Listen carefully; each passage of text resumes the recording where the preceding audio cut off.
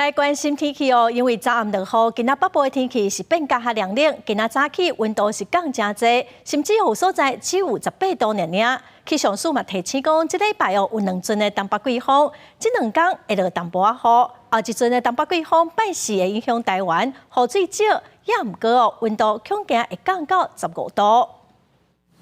北部地区民众拜出门一定感觉变真凉，甲顶礼拜翕落的天气差真济。气象署表示，这礼拜全台湾有2波东北季风，第一波对礼拜暗时开始影响台湾，北台湾甲东半部遮风的所在，后来是互人袂负反应。不过拜二开始，落雨的区域会道道缩减。 我们可以看到，今天各地的云量都是比较多，比较容易下雨哦。那到了明天一样还是类似的趋势，但是整体来说降雨的趋势会比今天稍微再更少一些些。16号礼拜四，刚才提到另外一波东北季风在增强起来，所以温度上面会略微有降低的情形。不过我们预估这一波的水汽是比较少的因为东北季风接续报道，佮加上拜三变好天，气象署提醒拜三到拜五透早，伫一寡空旷的所在，有可能因为辐射冷却低温敢若15度。气象署强调讲，这几天早暗温差可能有到10度遮济。